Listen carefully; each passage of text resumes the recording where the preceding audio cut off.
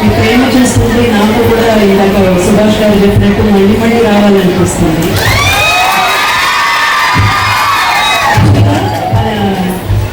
రామకృష్ణ గారు చెప్పినట్టు నా కోసం డేట్ కూడా చేంజ్ చేసి పెట్టుకున్నాను.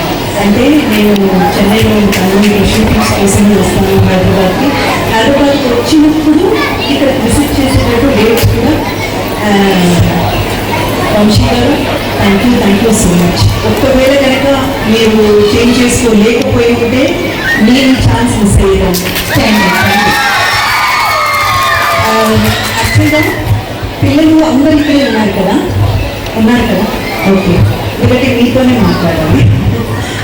మీరందరూ ఒక విషయం గుర్తుపెట్టుకోండి, మీకు ఇప్పుడు ఈ అవకాశం దొరికిందంటే దానికి మీ గురువు గారు చాలా చాలా ముఖ్యమైన.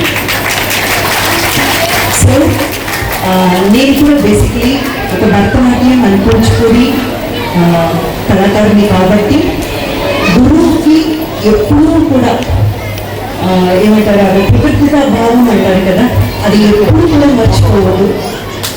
గురువు ఎంత మనం పూజిస్తే, గురువుని ఎంత మనం మనసులో పెట్టుకుంటే అంత మనం ఎదుగుతాం. సో ఇప్పుడే కాదు, మీరు ఎదిగి పెద్దవాళ్ళు అయిన తర్వాత కూడా గురువుని ఎప్పుడు మర్చిపోవద్దు. ఇదొకటి.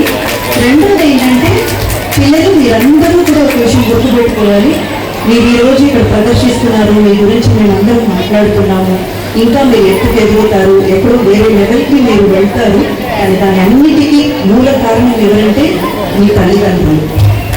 మర్చిపోవద్దండి, వాళ్ళు ఎంతో కష్టపడి ఇప్పుడు మీరు వేసుకునే కాస్ట్యూమ్ దగ్గర నుంచి, జ్యువెల్స్ దగ్గర నుంచి, నిద్రాహారాలు మానేసి మీతోనే తిరుగుతూ మిమ్మల్ని ఏదో ఒక్కరు చేయాలి, మిమ్మల్ని ఏదో ఒక లెవెల్కి తీసుకురావాలని వాళ్ళు పడే శ్రమ అంతా ఇంత కాదు. సో తల్లిదండ్రులకి మర్యాద ఇవ్వండి, తల్లిదండ్రుల్ని బాగా చూసుకోండి. మీరు ఎంత బాగా తల్లిదండ్రుల్ని గౌరవిస్తే, మర్యాద ఇస్తే మీరు అంత బాగా జీవితంలో ముందుకు వస్తారు.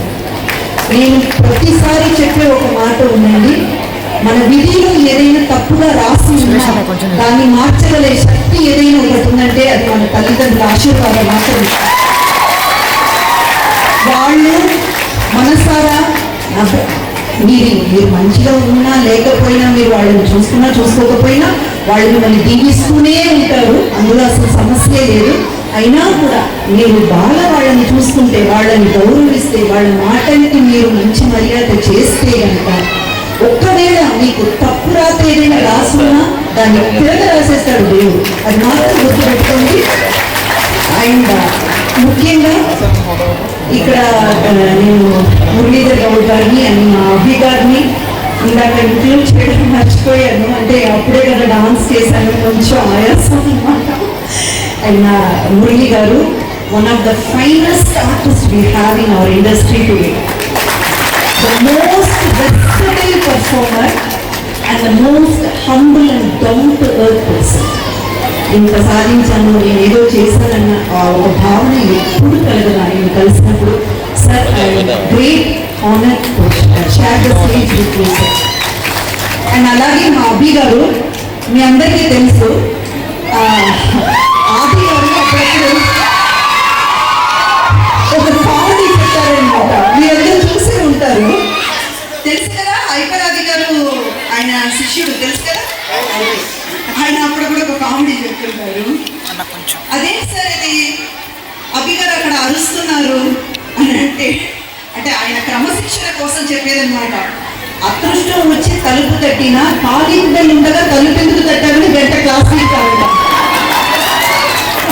అంటే అంత క్రమశిక్షణ, డిసిప్లిన్, అంటే ఆర్టిస్ట్లో చాలా మంది లాంజివిటీ అంటే ఒక 10 కాలాల పాటు బాగా ఎదగాల్సిన వాళ్ళు తక్కువ టైంలో ఎందుకు ఇదైపోతారంటే అండి, ఆరోగ్యాన్ని సరిగ్గా చూసుకోకుండా తప్పుడు అలవాటులకి అలవాటు పడి వాళ్ళని వాళ్ళు పట్టించుకోకపోవడం వల్ల లాంజివిటీ ఉండదు.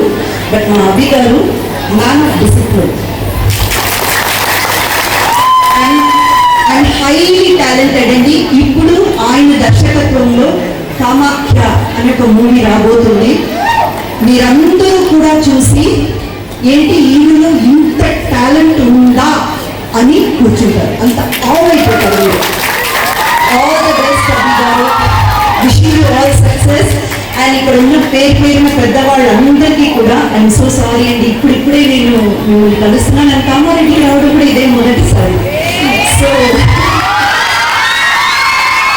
పేరున ప్రతి ఒక్కరికి థ్యాంక్ యూ సో మచ్. వచ్చినందుకు నాకైతే మాత్రం చాలా మనసు నిండిపోయిందండి. పిల్లలందరికీ కూడా ఇంకా ఎదగాలని మనస్ఫూర్తిగా ఆశీర్వదిస్తుంది. అందరికీ కూడా thank you so much. And once again ఇలాంటి ఒక మంచి కార్యక్రమానికి నేను రావడానికి ముఖ్య కారకులైన రామకృష్ణ గౌడ్ గారికి ప్రత్యేక ధన్యవాదాలు. Thank you sir.